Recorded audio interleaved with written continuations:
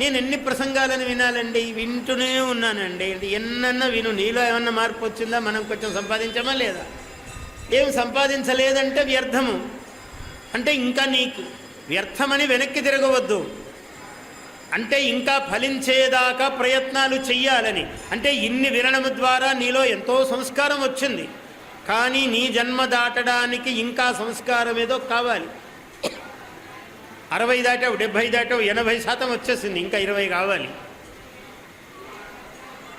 నీకు తెలియదు 60 వచ్చిందో 70 వచ్చిందో, వయసు అయితే తెలుస్తుంది, కానీ మనకు సంస్కారం ఎంత వచ్చిందో తెలియదు.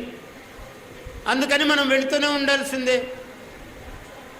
ఎంతమంది గురువులండి, అబ్బా ఈ గురువు ఆ గురువు. ఎందుకు విసుక్కుంటావు? రోజు అన్నం తినడం లేదా నువ్వు? పొద్దున టిఫిన్ అని పేరు పెట్టుకొని తింటున్నావు, మళ్ళీ మధ్యాహ్నం అన్నం తింటున్నావు, రాత్రి ఏమో డిన్నర్ అంటున్నావు, మధ్యాహ్నం లంచ్. ఇప్పుడు భోజనం అన్నం తినటం అనేది అందరు మానేశారు, అంతా లంచ్ డిన్నరు మాట్లాడుకుంటున్నారు. ఏ పేరన్నా పెట్టు, చేసే పని అదే. పొద్దున్న తింటున్నావు, మధ్యాహ్నం తింటున్నావు, రాత్రి తింటున్నావు, మళ్ళీ పొద్దున్న తింటున్నావు. చిచ్చి నిన్న తిన్నానండి ఇదేమి అని అంటావా? ఎప్పుడు అనవు. మళ్ళీ అదే అదే అదే అదే అదే. విశ్వనాథ సత్యనారాయణ గారని మహానుభావుడు రామాయణ కల్పవృక్షము అని రాశాడు. రామాయణమే కల్పవృక్షం అనే పేరుతో రాశాడు. ఆయన్ని ఎవరో అన్నారు, వాళ్ళు కూడా సామాన్యులు కాదు, కవులే. ఎన్నిసార్లు రామాయణం రాస్తావండి? అదే రాముడు, అదే సీత, అదే రావణుడు ఎత్తుకుపోవడము, మళ్ళీ తీసుకురావడం, ఎన్నిసార్లు రాస్తావు అన్నాడు.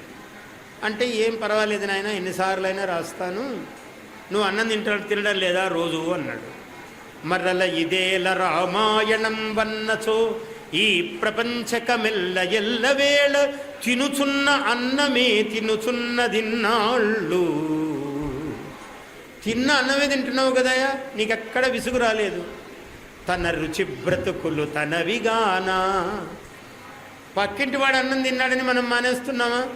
మన ఇంట్లోనే అమ్మ నాన్న అన్నం తిన్నారులే, మనం ఎందుకు తినడం అని మనం అనుకుంటున్నామా? తన రుచి బ్రతుకులు, ఎవడి రుచి వాడిది, ఎవడి బ్రతుకు వాడిది. ఎవడు అన్నం తింటే వాడు బతుకుతున్నాడు. ఒక నోటికి ఒక రుచి, ఇంకో నోటికి ఇంకో రుచి. అందువల్ల అందరూ తింటున్నారు, అన్ని వేళలా తింటున్నారు. తన రుచి బ్రతుకులు తనవిగాన చేసిన సంసారమే సేయుచున్నది తనదగు అనుభూతి తనదిగాన అన్నాడు. మన తాతలు పెళ్లి చేసుకున్నారు, సంసారాలు చేశారు, మనల్ని అన్నారు. ఇంకా మనల్ని అన్నారు కదా చాలు, మళ్ళీ ఈ పనే ఎందుకని ఊరుకుంటున్నాం, మళ్ళీ సంబంధాలు చూస్తున్నాం, పెళ్ళిళ్ళు చేసుకుంటున్నాం, మళ్ళీ పిల్లలకు పెళ్ళిళ్ళు చేస్తున్నాం, మళ్ళీ సంసారాలు, మళ్ళీ ఏమైనా చేసిన సంసారమే మళ్ళీ చేస్తున్నామని నీకు విసుగు రాలేదే? రామాయణం మాత్రం విసుగు వచ్చిందా నీకు? తినే అన్నానికి రాలేదు, చేసే సంసారానికి రాలేదు.